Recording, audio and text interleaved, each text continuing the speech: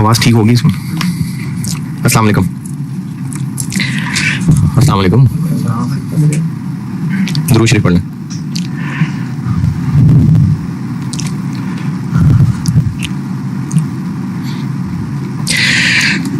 अच्छा, ये सामने बैठे हुए लोगों में से भी अगर कोई हुआ तो उसका मतलब रिकॉर्डिंग वालों में तो लाजमी होगा। आप में से कौन है जो बीएफडी पहली दफ़ा पढ़ा है? अच्छा, सारी पहली दफ़ा पढ़ रहे हैं। और इनमें से कौन है जो एमएफए पढ़ के आया है कैफ में? ओके, आपने नहीं पढ़ा हुआ। अच्छा, चलिए फिर रिकॉर्डिंग में भी बहुत सारे ऐसे ही होंगे। ठीक है, मैं फिर वो एनपीवी आईआरआर 0 से ही पढ़ाता हूँ, वरना अब ना वो एमएफए में उन्होंने डाल दिया हुआ एनपीवी आईआरआर, तो वो बेसिक बहुत सारा आता ही होता है, तो वो बस रिवाइज करा के आगे बढ़ सकता हूँ। लेकिन क्योंकि आप लोगों ने नहीं पढ़ा हुआ तो इसलिए फिर मैं 0 से ही करा रहा हूँ।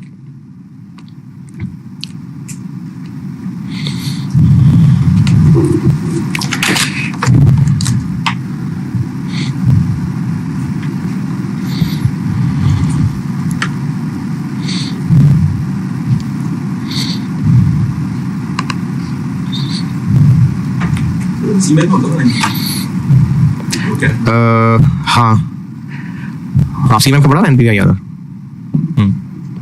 नहीं पढ़ा लोगों ने, कोई बात नहीं, 0 से ही पढ़ाता हूँ। अच्छा, मैंने पिछली क्लास में एंड किया था पेबैक वाला ना।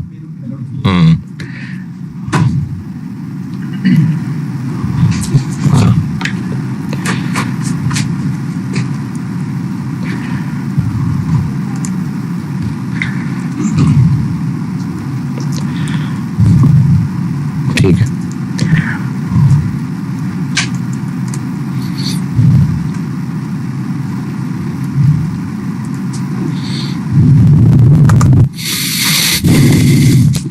वो बेसिक टेक्निक्स मैंने करा दी थी, अब मैं एडवांस वाली टेक्निक्स करा रहा हूं जिसको मैंने नाम दिया था डिस्काउंटेड कैश फ्लो टेक्निक्स।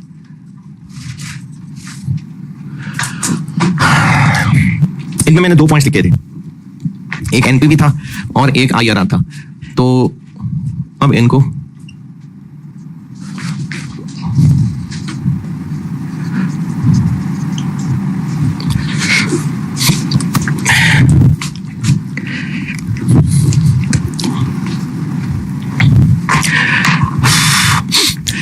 अच्छा, ये 2 टेक्निक्स थी ना, एनपीवी, ये पिछली क्लास में मैंने बताई थी, एनपीवी और आईआरआर।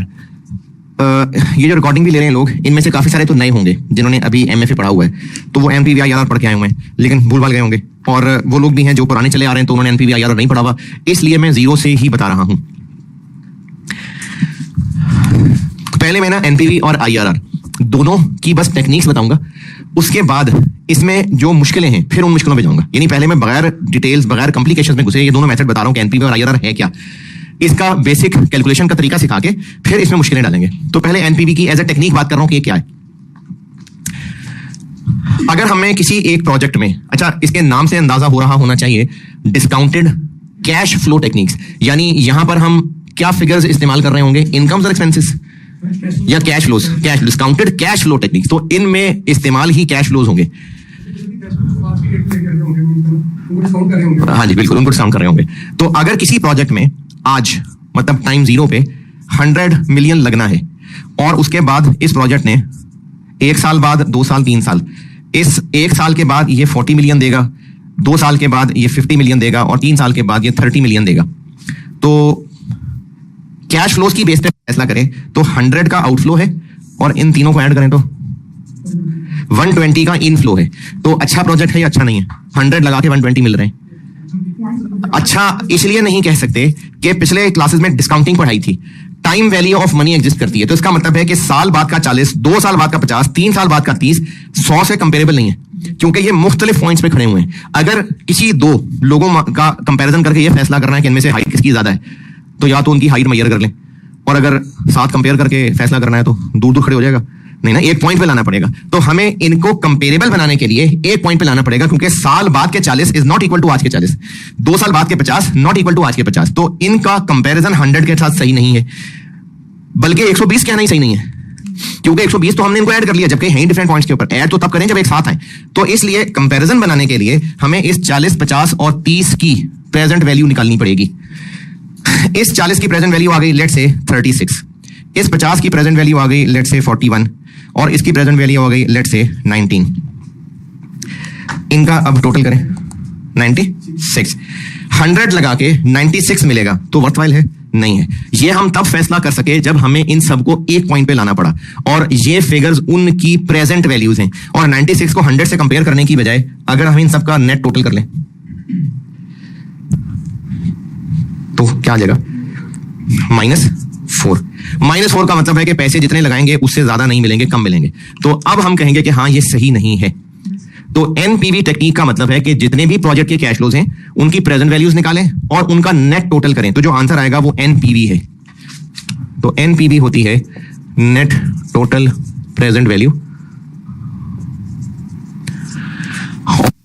रेलेवेंट। चूंकि डिसीजन मेकिंग पढ़ रहे हैं ना, तो मैंने लेक्चर 1 में आपको रेलेवेंट का कॉन्सेप्ट दिया था और 4 बुनियादी बातें बताई थी रेलेवेंट पहचानने के लिए। इस प्रपोजल की वजह से जो इनफ्लो होगा, इस प्रपोजल की वजह से जो आउटफ्लो होगा, एक आउटफ्लो होना था, इस प्रपोजल की वजह से बच जाएगा, उसको हम रेलेवेंट इनकम मान रहे थे। और अब इसकी जबान में बात करूं तो उसको रेलेवेंट इनफ्लो लेंगे। एक इनफ्लो होना था, इस प्रपोजल की वजह से नहीं होगा, तो उसको हम एक रेलेवेंट आउटफ्लो लेंगे। तो वही जो 4 असूल मैंने आपको पहले लेक्चर में बताए थे, ये वही बात मैंने यहां पर दोहराई है। Relevant cash flows expected from the project. तो एनपीवी निकालने के लिए कैश फ्लोज की प्रेजेंट वैल्यू का नेट टोटल करना है। अब इसमें 2 मसले इन्वॉल्व हैं। एक कौन से कैश फ्लोज, तो उसका जवाब मैंने दे दिया, रेलेवेंट कैश फ्लोज। दूसरा मसला डिस्काउंट किस रेट पे करना है, तो इसके लिए हम लेंगे discounted eight required rate of return. Required rate of return से क्या मुराद है, ये इंशाल्लाह ना आज ही की क्लासों में ये मैं कुछ देर तक बताता हूं कि रिक्वायर्ड रेट ऑफ रिटर्न से क्या मुराद है। तो प्रोजेक्ट की एनपीवी होती है उससे मिलने वाले रेलेवेंट कैश फ्लोज और उनकी डिस्काउंटिंग के लिए रिक्वायर्ड रेट ऑफ रिटर्न। एक तो ये रिक्वायर्ड रिटर्न का मतलब क्या है वो तो इंशाल्लाह आज ही बताऊंगा, लेकिन ये जो बात अब लिखने लगाऊं ना, ये आपको अगले चैप्टर में जाके बताऊंगा। अभी इसकी वजह नहीं समझाऊंगा, ये अगले चैप्टर में। ये जो रिक्वायर्ड रेट ऑफ रिटर्न है,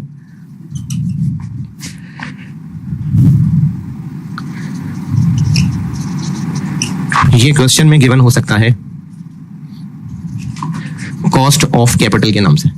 कॉस्ट ऑफ कैपिटल क्या होता है और इसको हम रिक्वायर्ड रेट ऑफ रिटर्न क्यों लेते हैं, इस क्यों का जवाब है अगले चैप्टर में।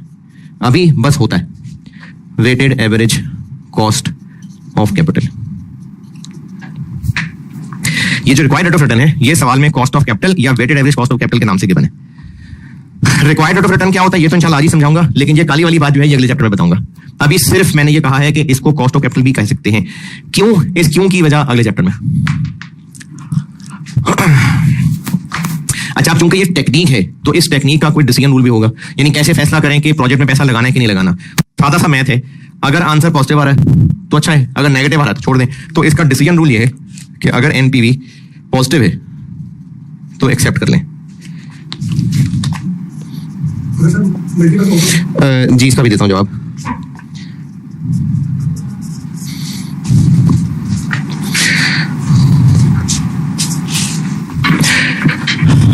जीरो भी हो तो चलेगा। जीरो क्यों चलेगा ये भी जब मैं आपको रिक्वायर्ड रेट ऑफ रिटर्न आज की क्लास में बताऊंगा ना, तो इस क्यों की वजह आज बताता हूं। प्रोजेक्ट को एक्सेप्ट कर लेंगे अगर उसकी एनपीवी नेगेटिव नहीं है तो जीरो भी चल जाएगी।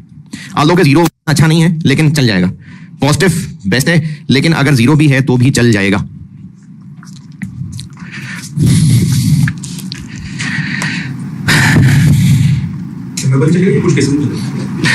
ये जरा थोड़ी सी डिटेल डिस्कशन है बात की।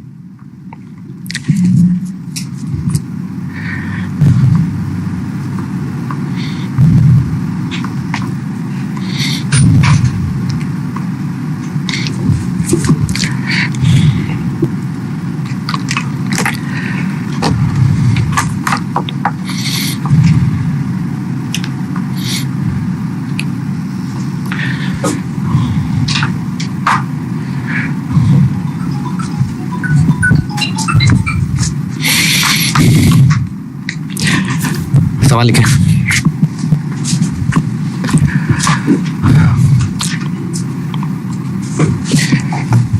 Initial investment required, initial investment required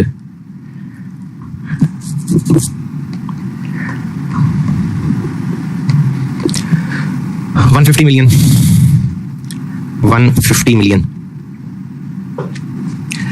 life of project 4 साल।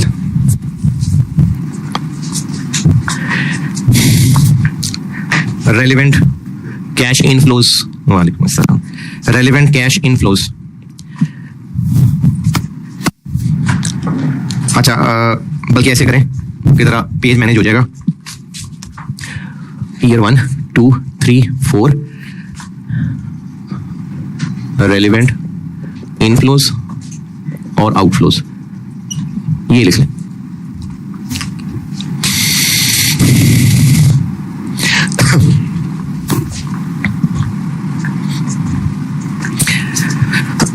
तो रेलिवेंट इनफ्लोज बता रहा हूं।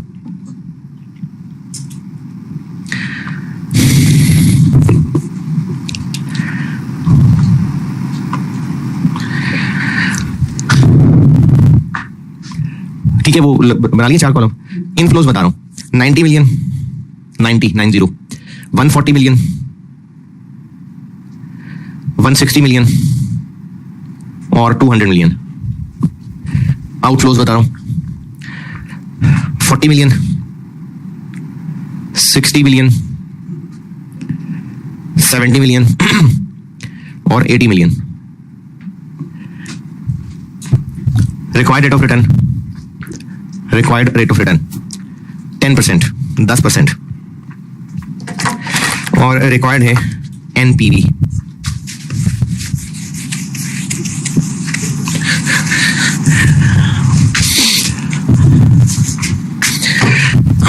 अच्छा, इसके लिए ना फॉर्मेट, एक मुनासिब सा फॉर्मेट यह है कि 0 1 2 3 4, ये मैंने टाइम लाइन बना ली, ईयर्स नहीं लिखे हैं, टाइम लाइन बनाई है। कैश फ्लोज क्या क्या है? इनफ्लोज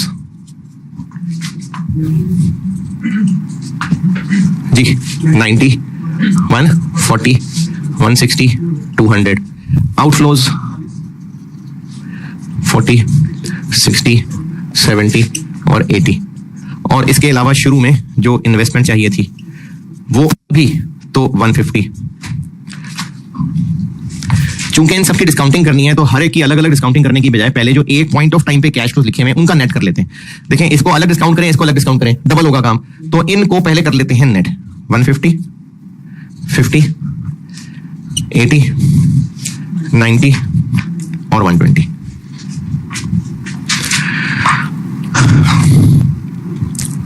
इनकी निकालनी है प्रेजेंट वैल्यू। अच्छा, चूंकि अब आप लोग पेपर जो सॉल्व कर रहे होंगे वो तो कंप्यूटर पे कर रहे होंगे, और एक्सेल की जो शीट आपको पेपर का हिस्सा बना के दी होगी उसमें फंक्शंस नहीं है।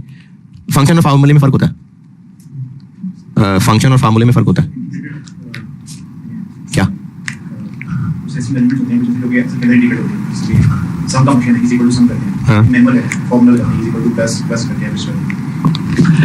मतलब हम कोई फंक्शन ऐसा बनाते हैं जिसमें वो वैल्यूज की रेंज देके वो फिगर्स खुद ब खुद जो प्रोसेस करना है वो कर देता है। और फार्मूला ये है कि आप लिखेंगे इक्वल टू फलाना प्लस फलाना प्लस फलाना माइनस फलाना, खुद से लिखना पड़ेगा। तो आपको जो शीट मिलेगी उसमें फंक्शंस नहीं है, फार्मूले लगा सकते हैं।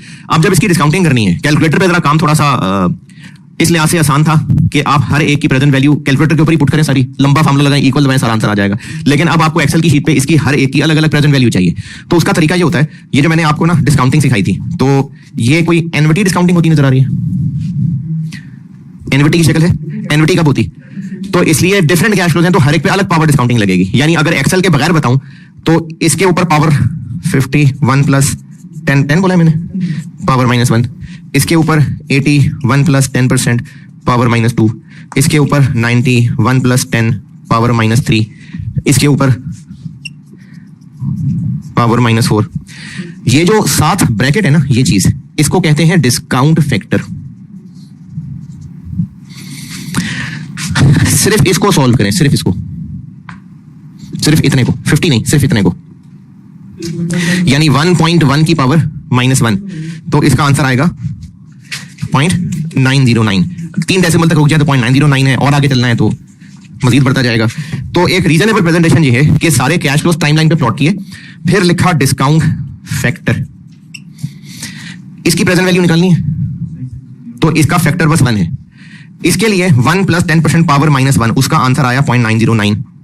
इसका फैक्टर कैसे निकाला? 1 प्लस 10% पावर -2, 0.826। इसका फैक्टर 0.683।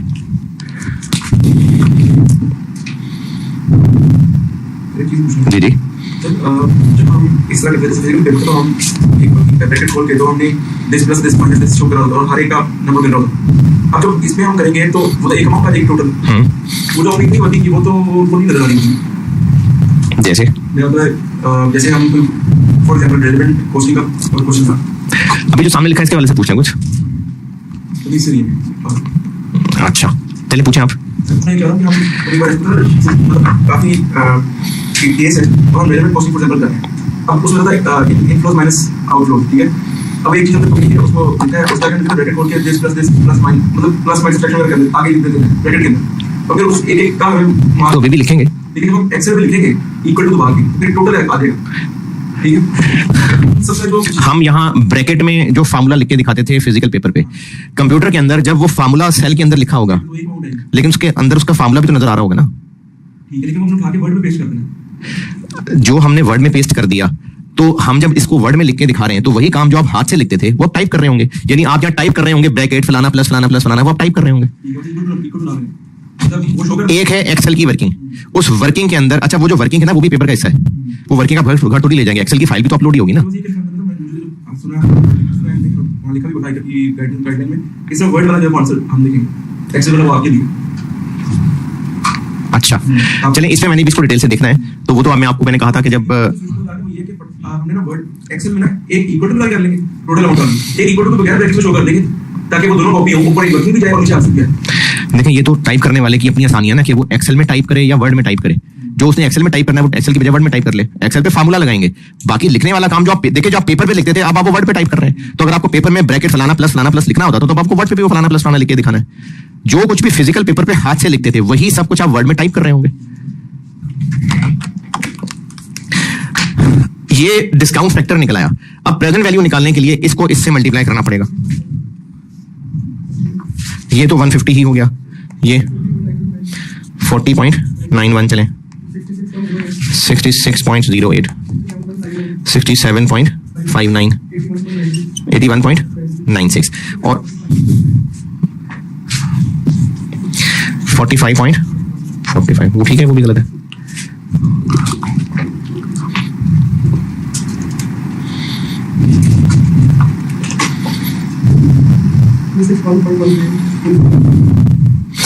अब एनपीवी है तो ये सारी पीवीज हैं, इनका नेट टोटल कर लेंगे तो वो एनपीवी बन जाएगा।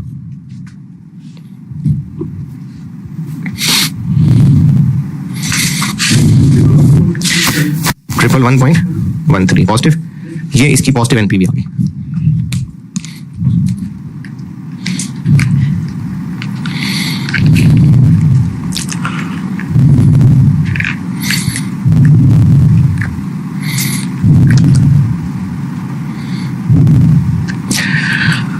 अच्छा अगर तो आप वैसे तो उम्मीद पूरी है कि आप जब दिसंबर 24 में पेपर देने जाएंगे तो बीएफडी जो है वो ऑनलाइन ही होगा, लेकिन इन केस ना हुआ, इन केस कोई बात नहीं, और कुछ राउंडिंग ऑफ डिफरेंस कोई मसला नहीं है, चले 0.8 कर लेते हैं।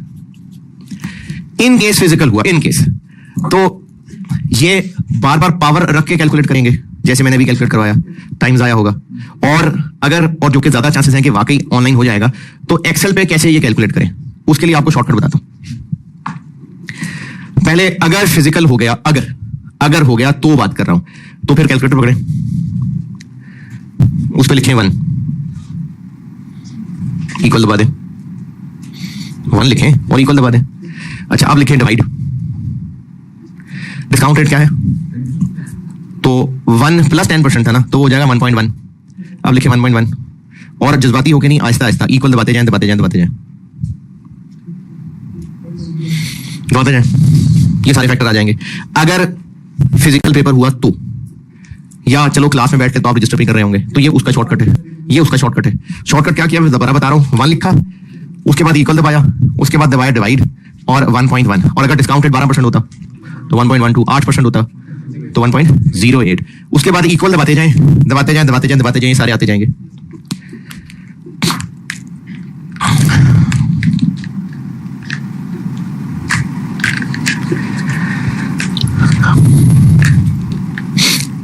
अब एक्सेल पे दबा दें, अब एक्सेल पे कर लेते हैं।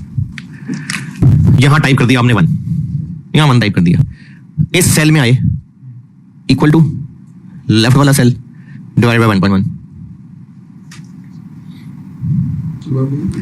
यहां पर 1 लिख दिया, इधर इस सेल में 1 टाइप हो गया, इस सेल में आए इक्वल टू लेफ्ट वाला सेल वो कर उसे की से डिवाइडेड बाय 1.1। उसके बाद आप इसी फार्मूले को आगे सब में पेस्ट कर लें तो हर सेल के अंदर पिछला फैक्टर डिवाइडेड बाय 1.1 होता जाएगा, तो वो सारे फैक्टर निकल आएंगे।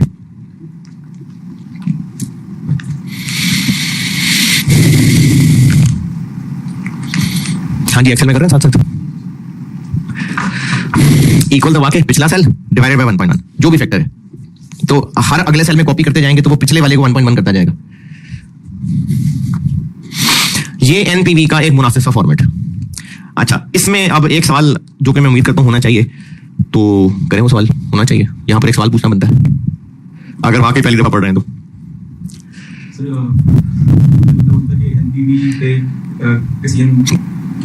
कैलकुलेशन है, डिसीजन कैसे बन रहा है?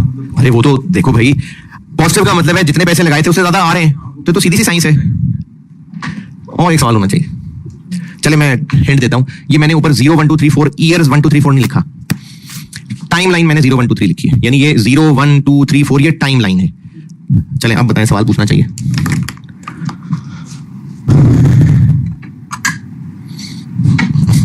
अच्छा चले खुद ही बता देता हूँ। हाँ हाँ, इसकी शक्ल से रिलेटेड।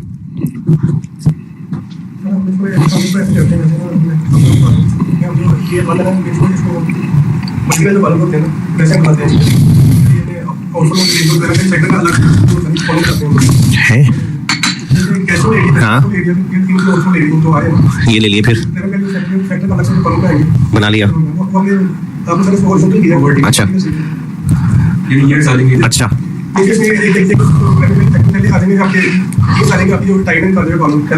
अरे वो तो आप इसको ऐसे कर रहे हैं ना, तो ऐसे ऐसे वो तो देखो जितनी लाइनें हैं उनको ऐसे लिखना पढ़ना ऐसे ज्यादा आसान है। बहरहाल चले आप ऐसे कर लें, वर्टिकल कर लें। हाँ, इसमें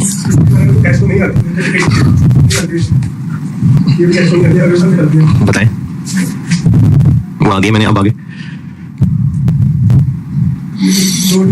उड़ा दिया मैंने, 2 के कैश उड़ा दिया। अब बताएं क्या करूं, अब बताएं क्या पूछना चाह रहे हैं। कर दिया ना, 2 खाली कर दिया, और बताएं तो अब क्या पूछना चाह रहे हैं, क्या कैसे पता चलेगा?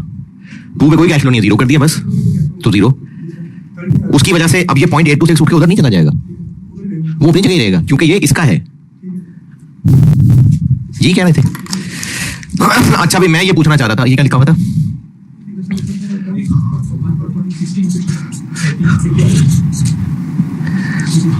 .08। मैं ये पूछना चाह रहा था कि मैंने अगर यहाँ 140 लिखा है तो ये ईयर 2 है कि टाइम 2 है?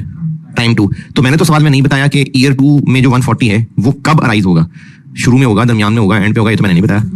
हाँ, तो ये जो डीसीएफ टेक्निक्स है ना, डीसीएफ, इनके बारे में ना 2-3 मोटी मोटी असम्पशंस हैं। जितने भी डीसीएफ है, अभी मैं एनपीवी की बात कर रहा हूं, आईआरआर में भी ऐसा ही है।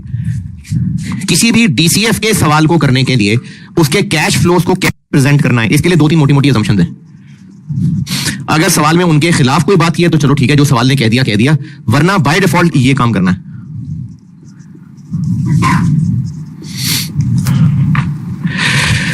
अच्छा, वैसे तो मैंने बुक में लिखी नहीं है, लेकिन मैंने पहले भी शायद कहा था कि जिनको रजिस्टर पे साथ साथ नोट बनाने का दिल होता हो तो मैं वैसे भी बता दिया करूंगा। तो एक असम्पशन ये है, जबानी बताऊंगा, आप लिख लें। एक असम्पशन ये है कि जो इनिशियल इन्वेस्टमेंट है ना, इनिशियल इन्वेस्टमेंट वो फौरन यानी टाइम 0 का आउटफ्लो है। इनिशियल इन्वेस्टमेंट टाइम 0 का आउटफ्लो है।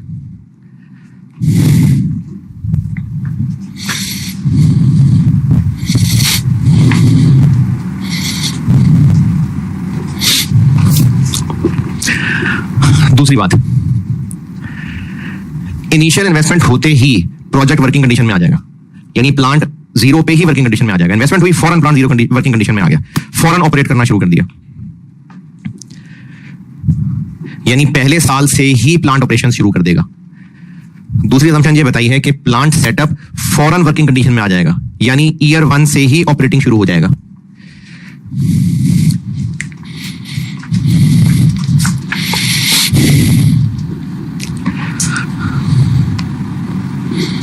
तीसरी बात,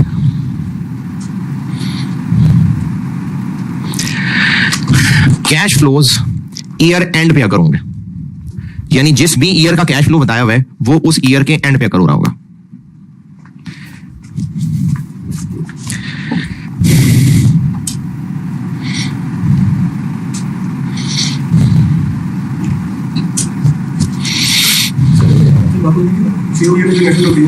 जीरो ईयर कोई नहीं है, ईयर जीरो कुछ नहीं होता, टाइम जीरो अभी फौरन। तो टाइम जीरो जो है वो पहले साल का शुरू है, क्योंकि अभी जो कैश फ्लो है उसकी अभी क्या वैल्यू है, मैं पूछ रहा हूं जो अभी का कैश फ्लो है उसकी अभी क्या वैल्यू है, यही है। तो यही इसकी प्रेजेंट वैल्यू भी है। कोई भी फैक्टर वालेकुम सलाम जी, आ रहा हूं चलें नमाज पढ़ लेते हैं।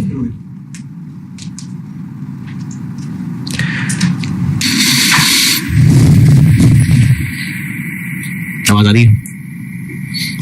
मैं तो बोला ही नहीं अभी, अब आइए। अच्छा जी, नमाज से पहले क्या बात हो रही थी?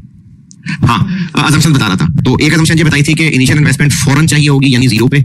दूसरी बात ये की थी कि इन्वेस्टमेंट होते ही प्लांट वर्किंग कंडीशन में आ जाएगा, फौरन ऑपरेशन स्टार्ट कर देगा, यानी ईयर 1 से ही ऑपरेशन शुरू हो जाएंगे। और तीसरी बात ये बताई थी कि जितने भी कैश फ्लोज हैं वो जिस ईयर का कैश फ्लो होगा उसके एंड पे आकर होगा। ये असम्पशन है। अगर इसके अलावा कुछ हुआ तो सवाल वाला बताएगा। जी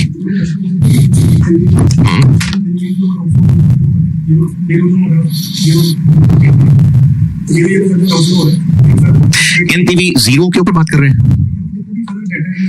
हाँ, आप बताएं डिसीजन कब करेंगे? मतलब हमने फैक्ट्री लगा ली, काम शुरू हो गया, आपने किसी जगह नौकरी करनी है या नहीं करनी है, ये डिसीजन तब करेंगे जब आपको वो कंपनी ज्वाइन किए हुए 10 साल हो गए होंगे। ज्वाइन करने से पहले ही करेंगे ना। तो ये हम जो भी डिसीजन मेकिंग पढ़ रहे हैं इसमें प्रोजेक्ट में पैसा भी नहीं लगाया है, तभी तो डिसाइड कर रहे हैं कि लगाना है कि नहीं लगाना। अगर पैसा लगा चुके होते तो फिर डिसीजन किस बात का था? तो ये सारा कुछ बजटेड है, ये सब फोरकास्ट है। ये हम जहां पर जो काम भी कर रहे हैं वो सब बजटेड है, सब फोरकास्ट है, सब प्लान कर रहे हैं, तभी तो फैसला करने लगे हैं कि हम प्रोजेक्ट में पैसा लगाएं कि ना लगाएं। चले और लिखे सवाल।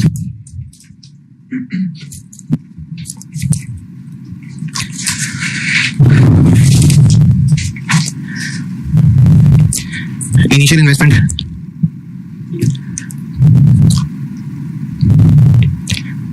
$100 million,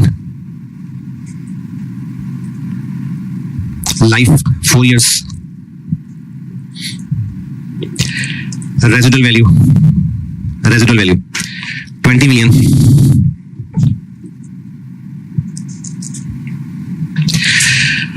अच्छा मैंने ना अभी यहाँ पर ज़बानी एक बात बोली थी, अगर आप इसको लिखना चाहें तो लिख लेना। मैंने ज़बानी ये बात बोली थी कि अब हमने ये कैश फ्लोज जो लेने हैं वो रेलिवेंट वाले लेने हैं, और रेलिवेंट वही 4 बातें हैं। वही 4 कौन सी? इस प्रोजेक्ट की वजह से जो इनफ्लो होगा रेलिवेंट इनफ्लो है, इस प्रोजेक्ट की वजह से जो आउटफ्लो होगा रेलिवेंट आउटफ्लो है। एक आउटफ्लो होना था, इस प्रोजेक्ट की वजह से बच जाएगा, वो रेलिवेंट इनफ्लो लेंगे। एक इनफ्लो होना था, इस प्रोजेक्ट की वजह से जाया हो जाएगा, उसको रेलिवेंट आउटफ्लो लेंगे। ये रेलिवेंट वही 4 बातें मुराद है। अगर आप ये बात दोबारा लिखना चाहें तो लिख लें। यहां पर कैश फ्लोज हमने लेने हैं रेलिवेंट वाले। मैं अभी ना अभी लेक्चर 5 में ही मैं आपको कुछ मिसालें लिखवा भी दूंगा रेलिवेंट की, जरा पहचानने में आसानी हो जाएगी। लेकिन वो जो 4 बातें बताई थी ना शॉर्ट टर्म डिसीजन मेकिंग में, वही 4 बातें यहां भी लगेंगी। ये बात आपको अगर पक्की समझ आ रही है तो ओके, नहीं तो लिख लें ये बात।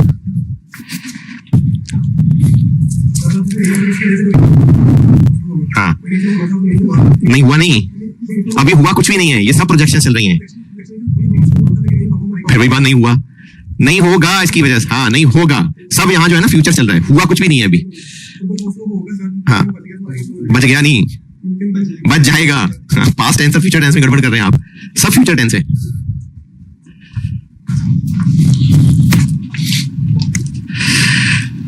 अच्छा जी, क्या लिखा? रेजिडुअल वैल्यू 20 मिलियन, सेल्स, और सेल्स बता रहा हूं यूनिट्स में। ईयर 1 5 मिलियन यूनिट्स हैं ये, और 1 मिलियन बढ़ा दें। Year 2 6 million, year 3 7 million, year 4 8 million. 5 million 6 million 7 million 8 million. Sale price per unit, sale price per unit 20 रुपए 20।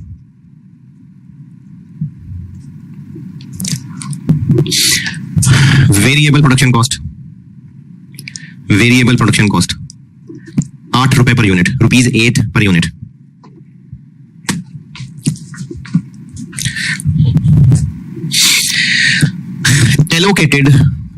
Allocated fixed costs.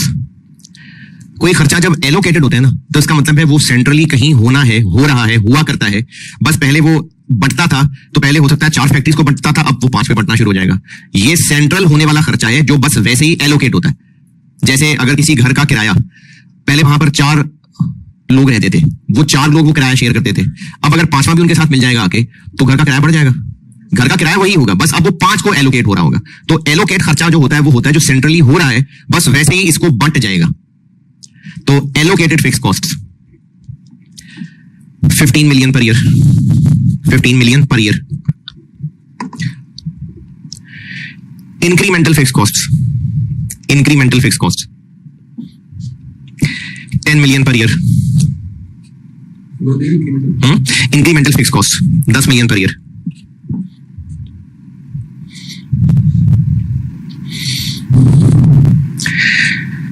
Marketing cost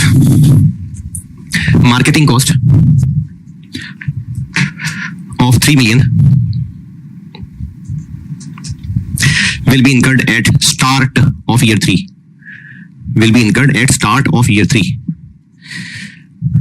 project की लाइफ 4 साल है, लेकिन हमें ना तीसरे साल जाके मार्केटिंग पे फिर खर्चा करना पड़ेगा, तो वो अगले 2 साल होंगे। यानी इस प्रोजेक्ट के अप्रेजल में हमारा ये प्लान है कि तीसरे साल जाके लोगों को फिर होश दिलानी पड़ेगी, तो फिर से उन पे खर्च करना पड़ेगा।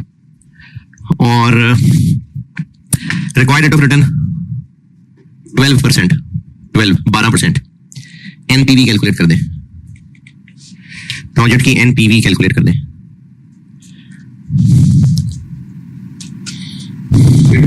जी 12%।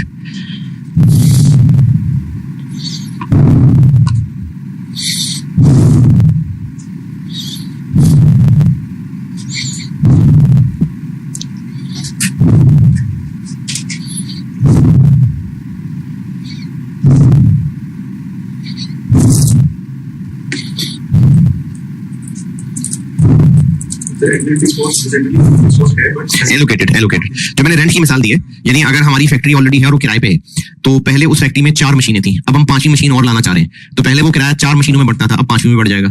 तो क्या ओवरऑल किराया बढ़ जाएगा? नहीं। तो एलोकेटेड वो होता है जो सेंट्रली वैसे भी होना है, बस वैसे इस प्रोजेक्ट का हिस्सा भी इसके शेयर हो जाएगा।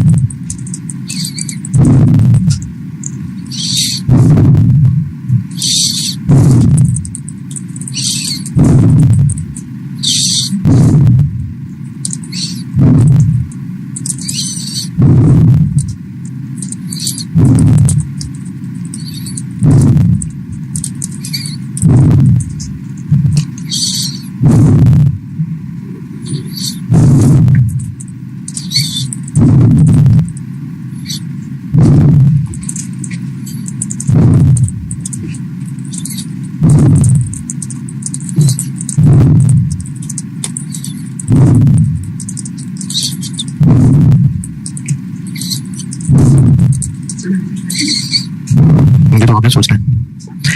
DCF डिस्काउंटेड कैश फ्लोज,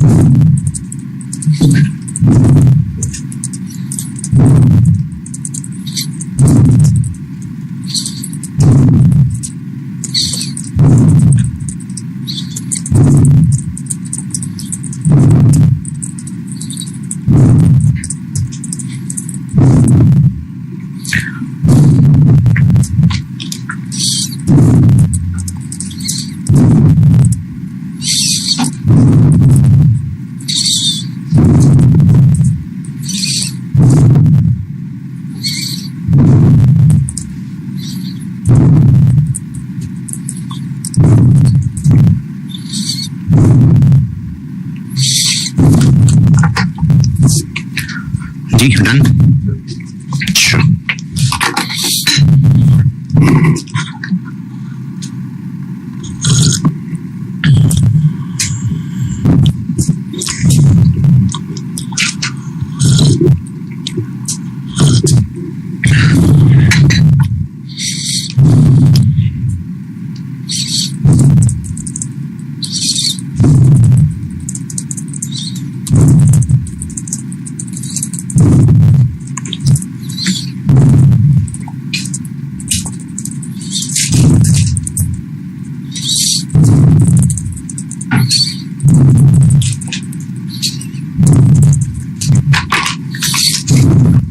जी डन।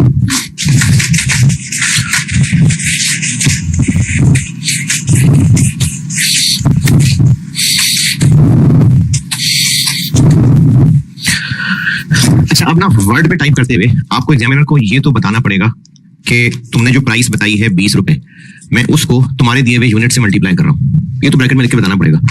बाकी मल्टीप्लाई करने के बाद यहां आंसर लिख दें। पहले साल 160। इसी तरह वेरिएबल प्रोडक्शन कॉस्ट, ये भी एग्जामिनर को ये तो बताना पड़ेगा कि तुम्हारी दी हुई यूनिट्स की फिगर को मैं 8 रुपए से मल्टीप्लाई कर रहा हूं।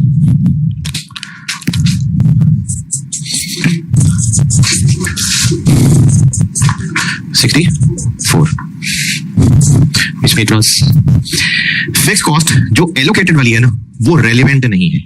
क्यों? संक नहीं है, संक नहीं है, कमिटेड कह सकते हैं, संक नहीं है। संक होती है जो पास्ट में हो चुकी होती है। ये जो नाम अभी मैंने लिया ना, ये मैं भी लिखा देता हूँ नाम।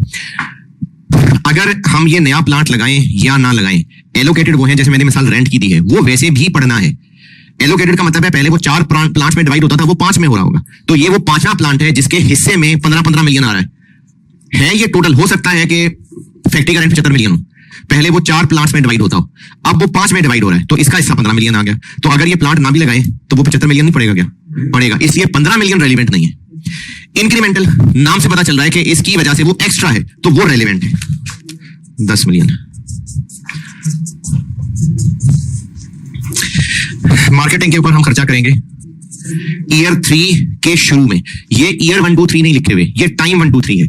और ईयर 3 का स्टार टाइम लाइन पे कहां है? पॉइंट 2।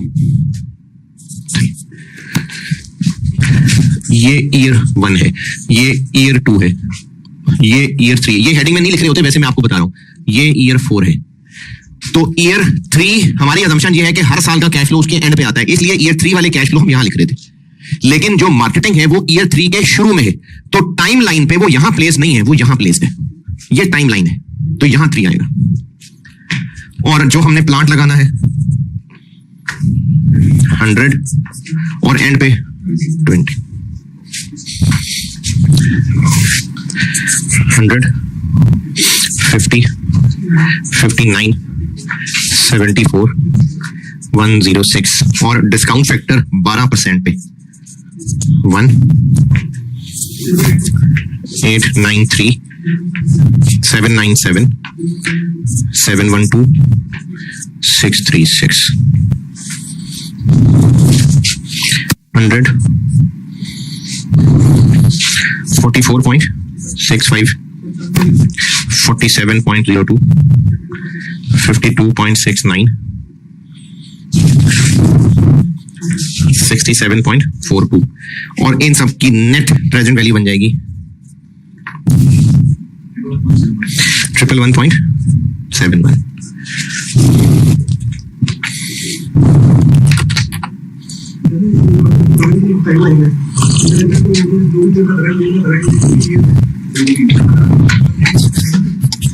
चलो दे रहा है, दुरुस्त है। ये ना ईयर्स, आप डिस्काउंटिंग वाली क्लास में थे पिछली क्लास में? चलो वो लैब में ले लेना क्लास। डिस्काउंटिंग पे मैंने एक पूरा घंटा 1.25 घंटा लगाया है, हजम नहीं हो रही।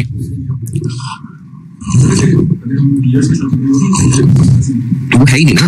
देखें ईयर 3 के एंड पे कैश हो या ईयर 3 के स्टार्ट पे हो, एक ही बात है। अच्छा ईयर 3 तो दूर चला गया। 100 ईयर 1 में आने वाला कैश है, ये ईयर 1 के एंड पे आए या ईयर 1 के शुरू में आ जाए, एक ही बात है।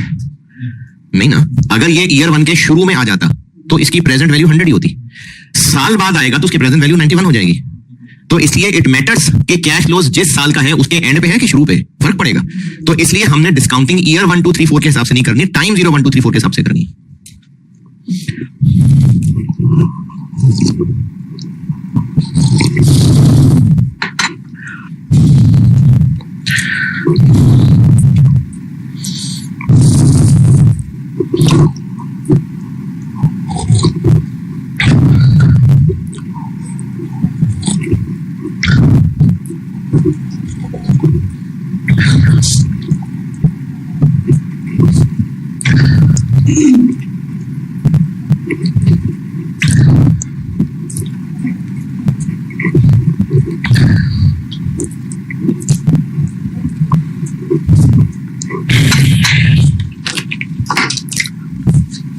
और बताएं इसमें कोई भी कंसेप्चुअल अगर इख्तलाफ कंफ्यूजन है तो।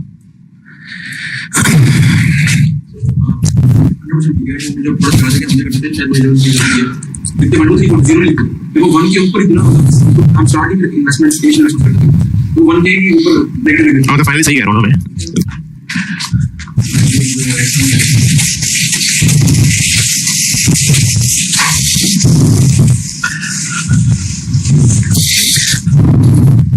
अच्छा कुछ मिसालें बता देता हूं, ये आपको शुरू में एटलीस्ट हेल्प करेंगी, उसके बाद तो आप सीधे हो जाएंगे, शुरू में हेल्प करेंगी। चाहे एनपीवी हो चाहे आईआरआर, जो मैं लेक्चर 6 में शुरू करता हूं, डिसीजन मेकिंग चाहे एनपीवी हो चाहे आईआरआर हो, ये है DCF techniques, discounted cash flow techniques. यानी हमने इनमें जो भी फिगर्स लिखनी है वो कैश फ्लोज हैं, तभी मैंने यहां पर डेप्रिसिएशन नहीं लिखा। एआरआर में डेप्रिसिएशन क्यों लिया था? क्योंकि वो कैश फ्लोज नहीं थे, वो प्रॉफिट था। कैश फ्लोज टेक्निक में सिर्फ कैश फ्लो आने हैं, और कैश फ्लोज भी वो जो इस प्रोजेक्ट से रेलेवेंट है। और रेलेवेंट पहचानने के लिए वही 4 बातें, इस प्रोजेक्ट की वजह से इनफ्लो होगा, हुआ था नहीं होगा, इस प्रोजेक्ट की वजह से आउटफ्लो होगा। एक आउटफ्लो होना है, अगर प्रोजेक्ट ना होता तो वो हो जाता, इस प्रोजेक्ट की वजह से वो बच जाएगा, वो रेलेवेंट इनफ्लो है। एक इनफ्लो होना था, मतलब फ्यूचर में होना था, अगर ये प्रोजेक्ट ना होता, इस प्रोजेक्ट की वजह से वो जाया हो जाएगा, वो रेलेवेंट आउटफ्लो है। तो ये 4 बातें यहां पर भी हैं, लेकिन एटलीस्ट शुरू के सवालों में हेल्प के लिए रेलेवेंट और इररेलेवेंट की मैं एग्जांपल्स बता देता हूं।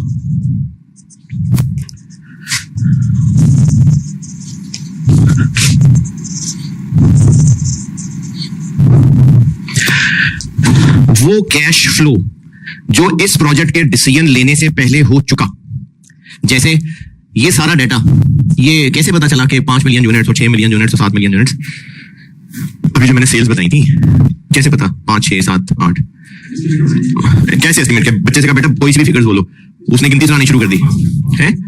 पास्ट ट्रेंड, अगर हम काम ही पहली दफा शुरू कर रहे हैं तो हमने किसी रेलेवेंट प्रोफेशनल से मार्केट सर्वे करवाया होगा, उसने सर्वे करके ये बताया होगा कि आपके इस प्रोडक्ट की मार्केट में इतनी डिमांड है।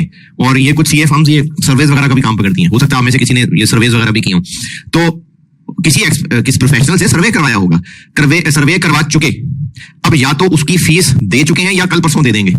तो वो जो फीस दे चुके, बेशक इस प्रोजेक्ट के लिए ही सर्वे करवाया था, लेकिन अगर ये प्रोजेक्ट हाँ हो या ना हो, वो फीस तो दे चुके ना, वो इस इवैल्यूएशन में एज एन आउटफ्लो लिखे। क्यों नहीं? नहीं, ये नाम नहीं पूछना चाह रहा, क्यों नहीं? ये प्रोजेक्ट हो या ना हो, वो फीस तो दे चुके। हमने रेलेवेंट वो लेनी होती हैं जो इस प्रोजेक्ट की वजह से होगा, और इसी को दूसरे जुमले में लूं, ये प्रोजेक्ट नहीं होगा तो फिर वो नहीं होगा। वो रेलेवेंट है जो इस प्रोजेक्ट के होने से हो रहा है।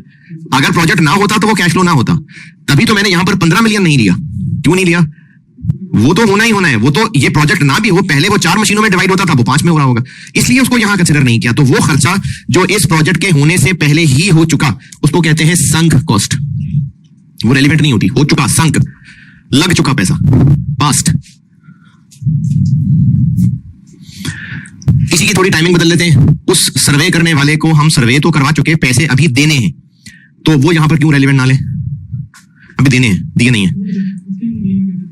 प्रोजेक्ट हो या ना हो, वो देने ही देने हैं, तो वो कमिटेड है। हर साल फैक्ट्री का रेंट देना ही देना है, उसमें 5वीं मशीन लगाएं ना लगाएं, इसीलिए मैंने 15 मिलियन को रेलिवेंट नहीं लिया, क्योंकि वो तो हर साल देना ही देना है।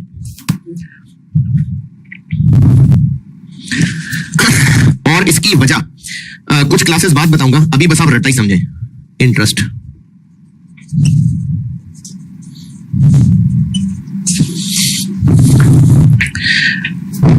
इंटरेस्ट तो मैंने स्पेसिफिकली मेंशन किया है, वरना मेरी मुराद सिर्फ इंटरेस्ट से नहीं है, उसकी प्रिंसिपल रीपेमेंट से भी है।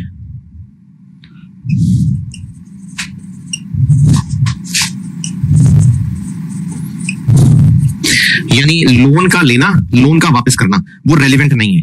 क्यों नहीं है, ये कुछ क्लासेस बाद बताऊंगा।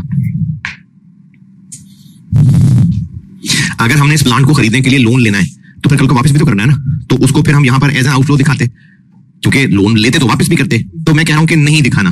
क्यों नहीं दिखाना, इसकी वजह कुछ क्लासेस के बाद है।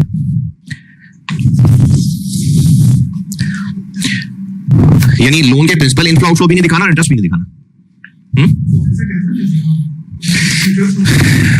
ये लोन मैं इस एसेट के लिए लगा रहा हूं, एज वेल एज इंटरेस्ट भी और प्रिंसिपल भी।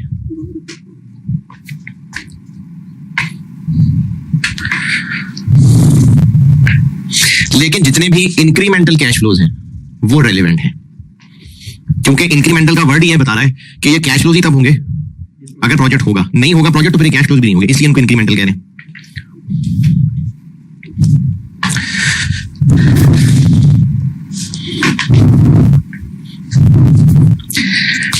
हम जब भी कोई एग्जिस्टिंग रिसोर्स, एग्जिस्टिंग जो हमारे पास ऑलरेडी है, इस प्रोजेक्ट पे यूज करना होगा ना, इसको यहां आउटफ्लो क्यों दिखाया? क्योंकि प्लांट लगाएंगे तो आउटफ्लो होगा, नहीं लगाएंगे तो नहीं होगा। अगर हमें इसी प्रोजेक्ट के लिए एक जमीन भी चाहिए होती, चलो एक फैक्ट्री बिल्डिंग भी चाहिए होती, हमने उसमें प्लांट लगाना है, और वो बिल्डिंग भी हमने नई खरीदनी होती, तो वो भी यहां आउटफ्लो दिखाता। लेकिन अगर हमारे पास ऑलरेडी बिल्डिंग है और वो खाली पड़ी हुई है, और हमने सिर्फ ये फैसला करना है कि उस खाली बिल्डिंग में प्लांट लगाएं कि ना लगाएं, तो वो बिल्डिंग कितने की खरीदी थी, यहां पर आउटफ्लो लिखें। क्यों? क्योंकि खरीदी थी। लेकिन एक रिसोर्स तो है, और हम एक रिसोर्स को यहां यूज तो कर रहे हैं, तो उसकी कोई कॉस्ट तो होगी। तो उसकी जो कॉस्ट होगी ना, वो जितने की खरीदी थी वो रेलिवेंट नहीं है। हमें इस प्रोजेक्ट के लिए उस रिसोर्स की कुर्बानी जो देनी पड़ेगी वो रेलिवेंट है। उस कुर्बानी को कहते हैं अपॉर्चुनिटी कॉस्ट। और इसके लिए जो मैंने जबानी बोला है वो अगर आप लिख लें तो अच्छी बात है। मैंने कहा है अगर कोई हमारे पास ऑलरेडी रिसोर्स मौजूद है, फॉर एग्जांपल खाली फैक्ट्री बिल्डिंग है, उसको इस प्रोजेक्ट पे यूज करना है, तो उसकी ओरिजिनल कॉस्ट रेलिवेंट नहीं है, उसकी अपॉर्चुनिटी कॉस्ट रेलिवेंट है। और अपॉर्चुनिटी कॉस्ट का मतलब है कि इसको अगर हम यहां यूज करेंगे तो कुर्बानी क्या है, फैक्ट्री बिल्डिंग को यूज करने की कुर्बानी क्या है। हो सकता है हम वो बेच देते, हो सकता है किराए पे देते थे, तो कौन सी वाली कुर्बानी को यहां लें? क्यों? जो ज्यादा बड़ी कुर्बानी है। अगर हम किराए पे देते तो उसकी रिमेनिंग लाइफ तक हम किराया हो सकता है 40 मिलियन कमा लेते, लेकिन अगर बेचते तो क्या पता 50 मिलियन की बेच देते, तो ज्यादा बड़ी कुर्बानी है। तो अपॉर्चुनिटी कॉस्ट होती है सबसे बड़ी कुर्बानी।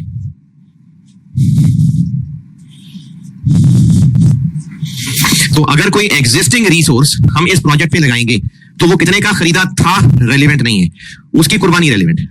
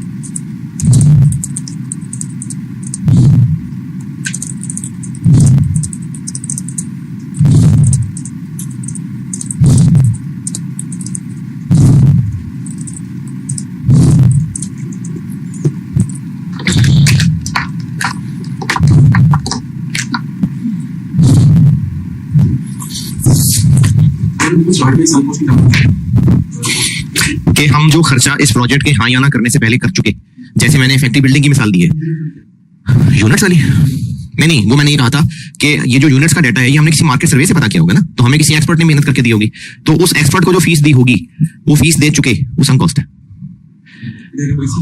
हाँ तो इसी के लिए दी थी, इसी का सर्वे कराया था, और सर्वे कराया था, लेकिन करवाया था, पैसा जा चुका। रेलिवेंट वो है जो इस प्रोजेक्ट की वजह से होगा, प्रोजेक्ट नहीं होगा तो वो कैश फ्लो नहीं होगा। तो वो जो उसको पैसे दे चुके, अगर हम फैसला करते हैं कि रहने दो, नहीं करते प्रोजेक्ट, तो उससे पैसा वापस ले लेंगे, वो तो गया पैसा। देखें, आपने ये फैसला करना है कि इस अटेम्प्ट में 2 पेपर देने हैं कि 3 पेपर देने हैं, और फैसला भी खर्चे की बेस पे करना है। तो क्या ये रेलिवेंट है कि आपने आर्टिकल्स रजिस्टर कराते हुए कितनी फीस दी थी? क्यों? वो तो थी ना, खत्म हो गई बात। रेलिवेंट, हम देखें डिसीजन मेकिंग में हम फॉरवर्ड लुक कर रहे हैं, बैकवर्ड लुक नहीं कर रहे। हम अब से आगे देख रहे हैं। देखें, मैंने इस दोराहे पे फैसला करना है कि लेफ्ट मुड़ूं कि राइट मुड़ूं, तो इसके लिए ये रेलिवेंट है कि पिछले किस शौक से गुजर के आए हो।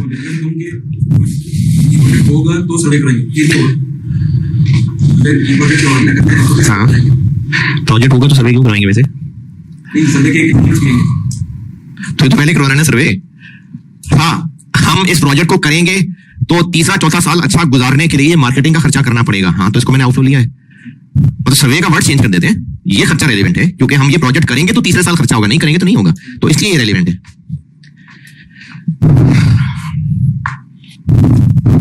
हाँ जी, ये लिस्ट ओके, इसमें कोई सवाल? अच्छा, एनपीवी को मैं डिस्कशन यहीं ब्रेक लगाता हूँ। 6 में मैं IRR कराता हूँ।